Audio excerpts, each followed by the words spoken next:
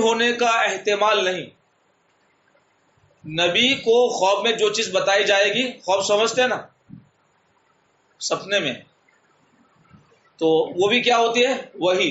اس کے جھوٹے ہونے کا احتمال نہیں. یا دو آیتوں کو ہم بیان کر رہے ہیں. پہلی آیت اذ قال یوسف لأبیہ یا ابت انی رأیت احد عشر کوکبا والشمس والقمر رأیتهم لی ساجدین.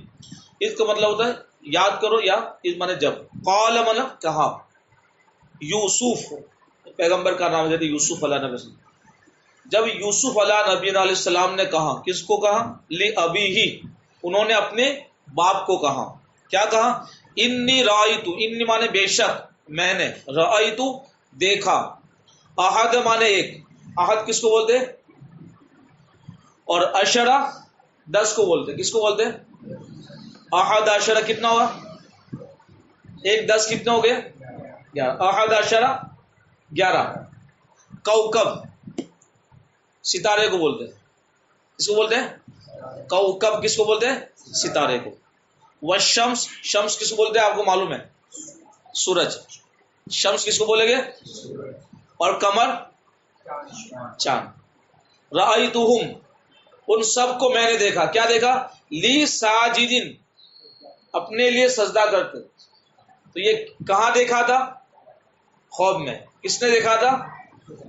تو پتا چلا نبی حضرت یوسف علیہ نبی علیہ السلام نبی ہے، اور یہ ان کا خواب بھی وہی ہے. یہ ایک تعبیر تھی کس چیز کی؟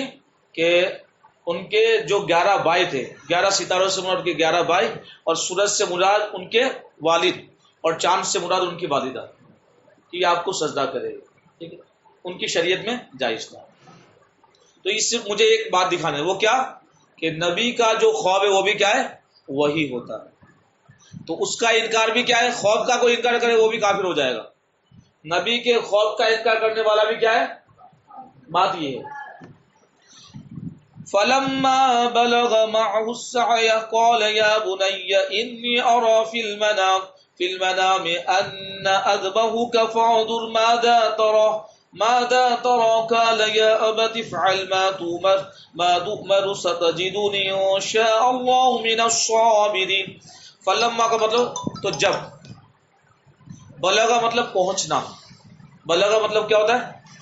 اس لیے مبلغ کو مبلغ بولتے ہیں، پہنچانے والا ہوتا ہے.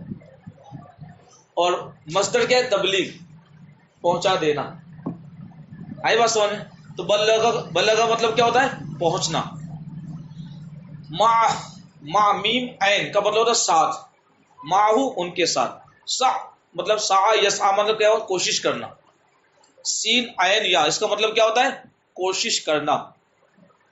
انی ارا، یا بنیا، تو بنیا ابن بولتے ہیں بیٹے کو، برابر. تو اسی کا مطلب نسبت کر رہی یا بنیا، یعنی اے میرے فرزند. انی یقیناً میں نے، ارا مطلب دیکھنا، فی المنام یہ تو بالکل واضح، خواب میں دیکھا. کیا دیکھا؟ ان اذبحک، کہ میں تم کو ذبح کر رہا ہوں. فانظر ماذا تری، تو تم دیکھو تم کیا کہہ رہے ہو. یہ بھی کیا ہے؟ خواب ہے. اور کس نے دیکھا خواب؟ حضرت ابراہیم علیہ السلام نے خواب دیکھا. کس کے تعلق سے دیکھا؟ اسماعیل علیہ نبی السلام کے تعلق سے. بس یہ تو کچھ بات تاکہ دماغ میں رہے، جب پڑھے قرآن پڑھ رہے تو کم سے کم کچھ معنی بھی سمجھ میں آئے گا نا انشاءاللہ. فلما بلغ معه السعی، تو جب وہ ان کے ساتھ کوشش کرنے کے قابل عمر کو پہنچا، یعنی اب وہ کسی کام کی، یعنی جتنی عمر میں ایک بندہ اپنے باپ کے ساتھ کام کرتا ہے، اتنی عمر حضرت اسماعیل علیہ نبی علیہ السلام کی ہو چکی. تو فرمایا قال یا بنیا، اے میرے فرزند، اے میرے صاحبزادے، انی ارا فی المنام، میں نے دیکھا خواب میں. کیا دیکھا؟ میں تم کو ذبح کر رہا ہوں، تو کیا کہتا ہے اس بارے میں؟ فانظر ماذا تری، تو دیکھ کیا کہتا ہے. قال، وہ فرزند تھے، پیغمبر تھے اور پیغمبر کے فرزند تھے، نبی بھی تھے اور نبی کے فرزند بھی تھے، صاحبزادے بھی. قال، انہوں نے فرمایا، یا ابتی، اے میرے باپ، افعل مطلب آپ کرے. کیا کرے؟ ما تؤمر، جو آپ کو حکم دیا گیا ہے. امر کا معنی حکم دینا، اور یا ما تؤمر جو حکم دیا گیا ہے. ستجدونی، سین جواد معنی ان قریب، ان قریب آپ مجھے پائے گے اگر اللہ نے چاہا، کیا؟ صبر کرنے والے صابروں میں سے. تو یہاں ایک ہی چیز دکھانے کہ نبی کا خوف بھی کیا ہوتا ہے؟ بولیے، وہی ہوتا ہے. تو نبی کے خوف کا انکار کرنے والا بھی کیا ہوگا؟ کافر. ولی کے دل میں بعض وقت سوتے یا جاگتے میں کوئی بات القا ہوتی ہے. جو اللہ کا مقرب بندہ ہوتا ہے تو اس کے دل میں بعض وقت سوتے میں یا جاگتے میں کوئی بات القا ہوتی ہے، اس کو الہام کہتے ہیں. کیا کہتے ہیں؟ جیسے قرآن کی ایک آیت کریمہ ہے وَعَلَّمْنَاهُ مِن لَدُنَّا عِلْمًا، وَعَلَّمْنَاهُ مِن لَدُنَّا عِلْمًا، ہم نے اسے اپنی طرف سے علم لدنی عطا فرمایا. یا مراد ہے کہ غیب کا علم جو بطریق الہام اللہ تعالیٰ ولی کو عطا فرماتا ہے.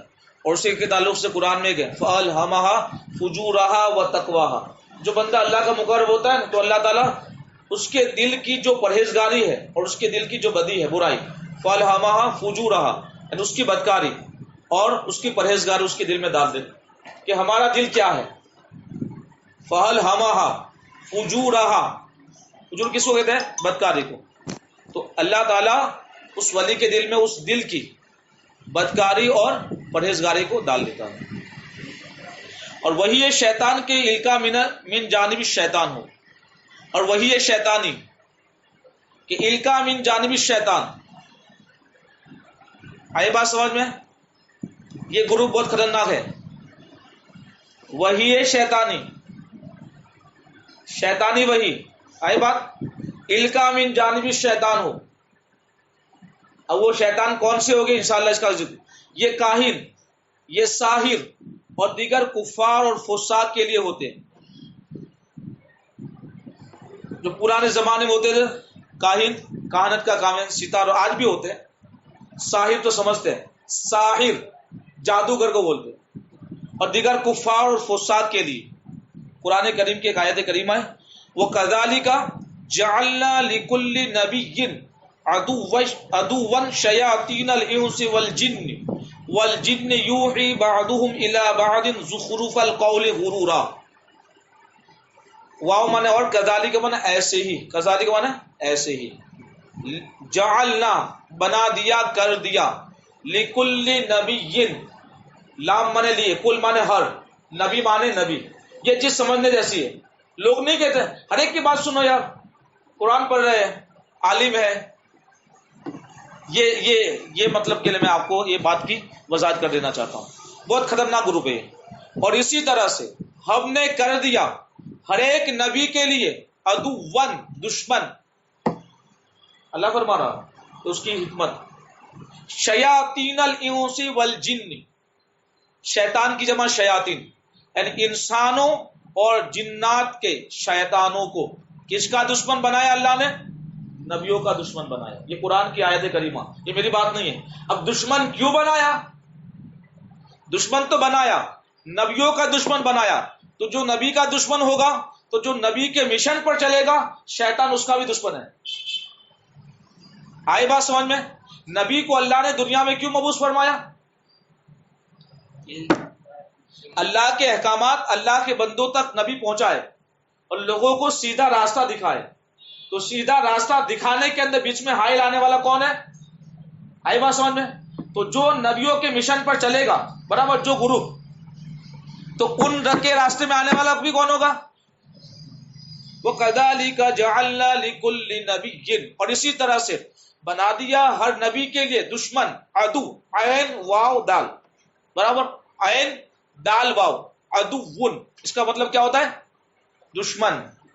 قرآن میں ان الشیطان للانسان عدو مبینہ، ان الشیطان للانسان عدو مبینہ، کہ شیطان انسان کا کھلا ہوا دشمن ہے. یوحی بعضهم الی بعض، ان میں کا ایک دوسرے کو غرورا، دھوکہ دینے کے لیے، زخرف القول، بناوٹی باتوں کے وسوسے ڈالتا ہے. یعنی باتیں بڑی لچکدار ہوتی ہے، بڑی ہیلے بہانے سے آتا ہے، بڑی تدبیریں اپنانے کے لیے آتا ہے. کہاں تحقیق کے ارادے سے سن لو. آپ مذہب منع کر رہا ہے، بد مذہب عالم کی تقریر نہیں سننا ہے. آپ کا علم اتنا نہیں ہے، انشاءاللہ کبھی گفتگو کریں گے. لیکن آخری بات یہاں پہ کہ دشمن وہ کن کا تھا؟ نبیوں کا. اور کیا کر رہا تھا؟ نبیوں کے راستے پر بہکانے کے لیے لوگوں کے سامنے، پبلک کے سامنے. ظاہر سی بات، دو گروپ ہے شیاطین کے. کتنے گروپ ہیں؟ دو. ایک قرآن نے ذکر کیا، ایک جناتوں کے اندر شیاطین ہے اور ایک انسانوں کے اندر شیاطین. یعنی ایک اولاد اس نے جنوں میں رکھی ہے اور ایک گروپ اس نے رکھا ہے کس میں؟ انسانوں میں رکھا ہے. اور یہ گروپ اپنا کام کر رہا ہے. وہ لباس عالم کا پہن کر بھی آ سکتا ہے، وہ پیر صاحب کا لباس پہن کر بھی آ سکتا ہے، وہ اچھے انداز میں آ سکتا ہے، تاکہ یہ جو کہتے ہیں نا یار یہ تو قرآن ہے، یہ تو حدیث ہے. تو قرآن کے اندر، حدیث طیبہ کے اندر تو اس بات کا ذکر بیان کیا گیا کہ وہ لوگ ایسے ہوتے ہیں کہ جن کی باتوں کے اندر تمہارا دل و دماغ میں نہیں جائے گا. کیونکہ شیاطین جو ہوتے ہیں نا، اصل میں کیا کرتے تھے؟ وہ اللہ رب العزت جب اپنے انبیاء کی طرف وہی نازل فرماتا تو وہ کچھ سن لیتے،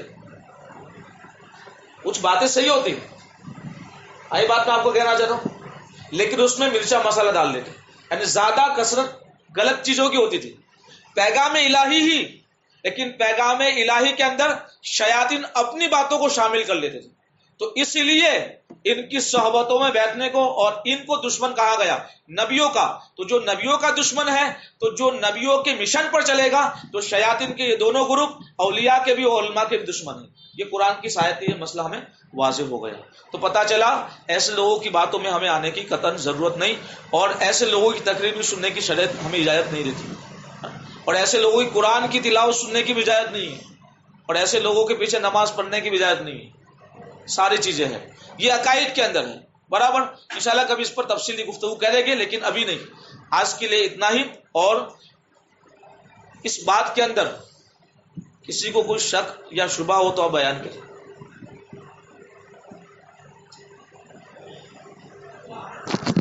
کسی کو کچھ پوچھنا ہے؟ کس میں ہو گئی برابر؟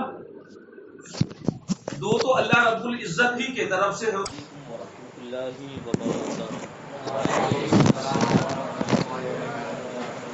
بسم اللہ الرحمن الرحیم. اللہم صلی علی سیدنا و مولانا محمد وبارک وسلم. وحی نبوت انبیاء کے لیے خاص ہے. وحی نبوت کس کے لیے خاص ہے؟ وحی کسے کہتے ہیں؟ اس کلام کو کہتے ہیں جو کسی نبی پر اللہ کی طرف سے نازل ہوا ہو. وحی اس کلام کو کہتے ہیں جو کسی نبی پر اللہ کی طرف سے نازل ہوا ہو. یہ یاد رکھیں. وحی نبوت کس کے لیے خاص ہے؟ انبیاء کے لیے. نبی کا بہووچن کیا ہے؟ نبی کی بہووچن انبیاء. نبی ایک وچن ہے، انبیاء یعنی خاص نبوت کی وحی صرف اور صرف انبیاء کے لیے. جو اسے غیر نبی کے لیے مانے کافر ہے. یعنی یہ عقیدہ رکھنا ضروری ہے. یہ نبوت کا بیان چل رہا ہے تو وحی نبوت یہ کس کے لیے خاص ہے؟ انبیاء کے لیے. تو اب وحی کا بھی قول، وحی نبوت کا قول کرے گا کسی اور کے لیے تو انسان کیا ہو جائے گا؟ کافر ہو جائے گا. نبی کو خواب میں جو چیز بتائی جائے وہ بھی وحی ہوتی ہے. اب پہلے میں انشاءاللہ ایک آیت پیش کروں. اِنَّا أَوْحَيْنَا إِلَيْكَ كَمَا أَوْحَيْنَا إِلَى نُوحٍ وَالنَّبِيِّينَ مِن بَعْدِهِ. اِنَّا مانا بے شک، یقیناً ہم نے، اوحینا وحی کی، الیک محبوب آپ کی طرف. اِنَّا أَوْحَيْنَا إِلَيْكَ، الیک مطلب کیا ہے؟ آپ کی جانب، آپ کی طرف. بے شک ہم نے آپ کی جانب وحی کی. کما جیسا کہ، کما اوحینا الی نوح والنبیین من بعد، بعد کا مطلب بعد میں، یعنی جیسے حضرت نوح علیہ نبینا علیہ السلام اور ان کے بعد دوسرے پیغمبروں کی طرف وحی کی. تو قرآن کی اس آیت سے ہمیں اس بات کا علم ہوا کہ وحی نبوت صرف اور صرف انبیاء کے لیے ہے. اور نبی کو خواب میں بتائی جائے وہ بھی وحی ہے. اور اس کے جھوٹے ہونے کا احتمال نہیں۔ نبی کو خواب میں جو چیز بتائی جائے گی، خواب سمجھتے ہیں نا، سپنے میں، تو وہ بھی کیا ہوتی ہے؟ وہی، اس کے جھوٹے ہونے کا احتمال نہیں۔ یا دو آیتوں کو ہم بیان کر رہے ہیں۔ پہلی آیت، اذ قال یوسف لأبیہ یا ابت انی رأیت احد عشر کوکبا والشمس والقمر رأیتهم لی ساجدین۔ اس کا مطلب ہوتا ہے یاد کرو، یا اس معنی جب، قال معنی کہا، یوسف پیغمبر کا نام ہے یوسف علیہ نبی السلام، جب یوسف علیہ نبی علیہ السلام نے کہا، کس کو کہا؟ لأبیہ، انہوں نے اپنے باپ کو کہا، کیا کہا؟ انی رأیت، انی مانے بے شک، میں نے، رأیت دیکھا، احد مانے ایک، احد کس کو بولتے؟ اور عشرہ